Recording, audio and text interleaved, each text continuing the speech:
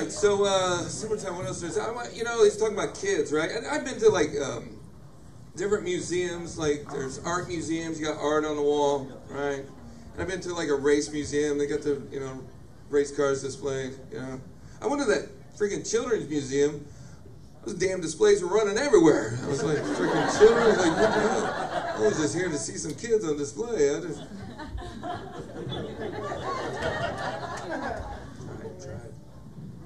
I don't have children, but I would be a good father. I would totally pay my child support on time. I would text him once in a while, or her. I'd show up time for the supervised visits, too.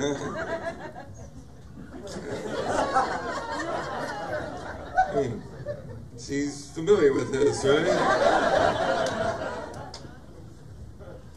Oh, yeah, come on. I keep on wanting to call you Martinsville. I'm sorry. It's bad, isn't it? Bad. Yes, you are. Trust me. 10 times better. Yes, I agree with you. 10-fold. And then that's what I tell Martinsville. You are 10 times better than Crawfordsville. I was like, I don't want anybody to keep my red truck out back. What else is going on? Oh, I got, this is really cool. I just figured this out the other day, that national disasters, or big storms, are very much relatable to rednecks.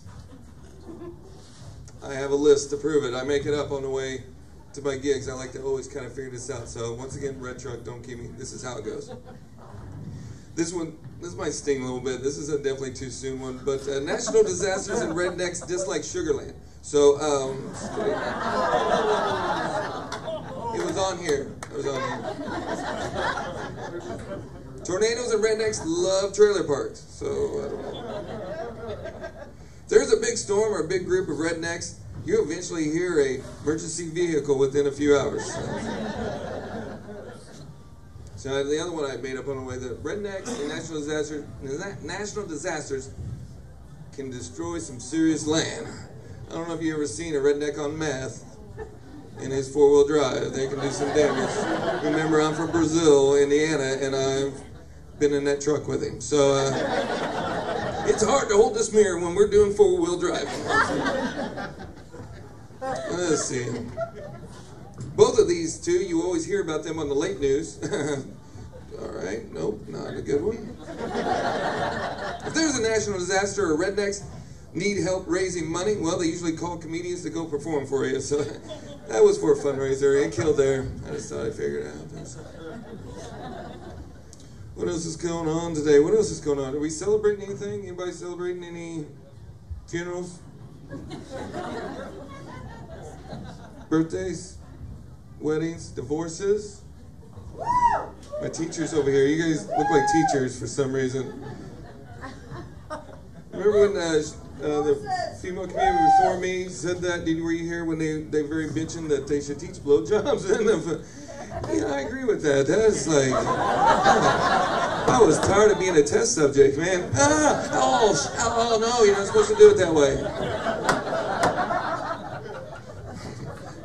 It's not part of my routine. This is a true story.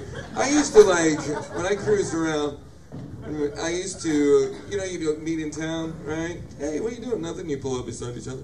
Hey, nothing. What's going on? Want to go smoke some weed or drink some? Okay.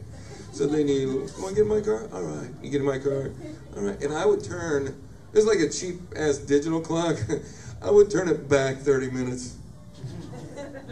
Because I knew she had to be home at a certain time. I'm just confessing up here. I just recalled all that in my high school days. It's coming back to me. Yeah, it's not good. What else we got going on here? I just got to glance at it. All right, so this is, I don't know if you noticed, I did the rednecks kind of similarities. I also have the similarities of dating. So if you aren't familiar with dating, or have troubles with it, or you don't want to tell your children about dating, if they ask you this, I'm going to explain this story to you because it is very relatable to the holidays, all right? So dating is a little bit when you meet someone, you go out, have dinner, correct? Right? Almost like Thanksgiving. You get together and you have a meal, right? And it's also like Christmas too, because you get together, you spend some money on that person, you know, you get to have a good time, right? Okay, follow me. We're getting started here because you have to have the first date to go through these first two things. No, that first 2 days go awesome, right? Next thing you know, what do? You want to get together and with your friends and have a good time, big party. So you just like New Year's, right? Because they got to hang out with your friends, or you don't really know if they get along with them, right? It's always crucial. So you get together, you party with your friends, and it goes great, right? Well, next thing you know, you're starting to have feelings.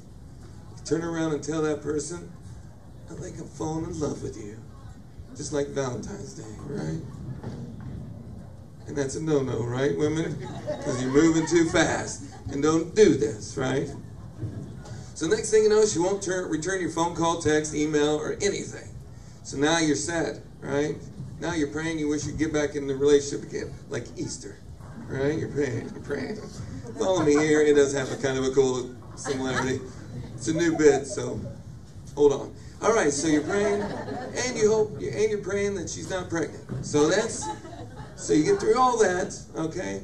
So now she won't ever talk to you. Now you're remembering the past, all the memories, like Memorial Day, right? Next thing you know, feeling a little bit better about yourself, feeling a little bit more independent, just like 4th of July, right? And you're working on yourself, working to become a better person, just like Labor Day, right? Or if she's pregnant, you'll get a phone call right about this time.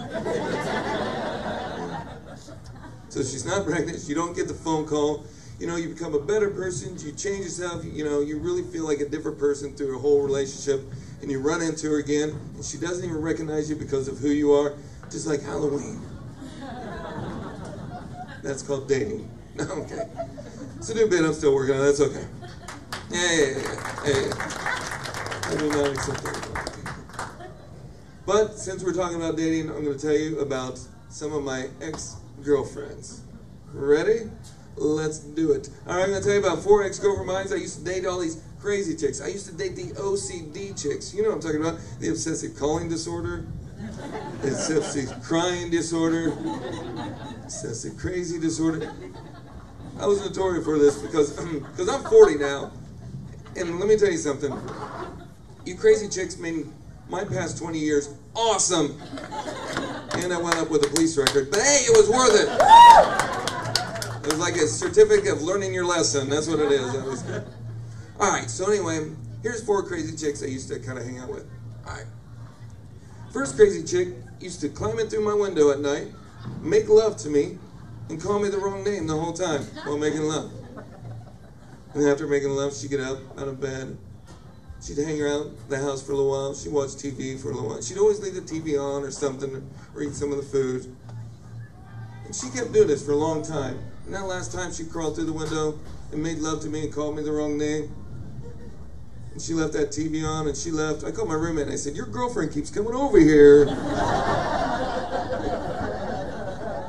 That was my stint in the Navy. And no, I'm still not gay. All right, so. Second crazy chick, man. Second crazy chick was my DD at parties. She had a lazy eye, and she walked with a limp. Nothing wrong with it. She was born with it, and she's a beautiful person inside.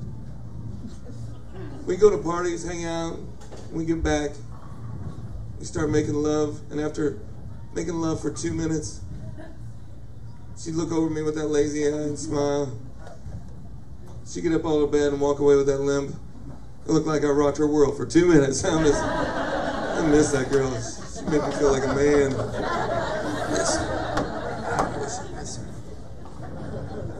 Third crazy chick, man, she broke up with me because she thought I stole her gun.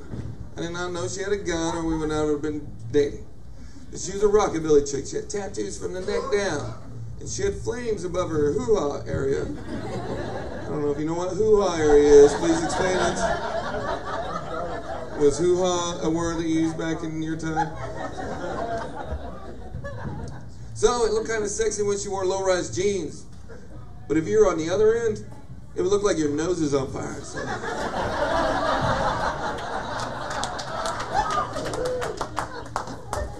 You were welcome for that.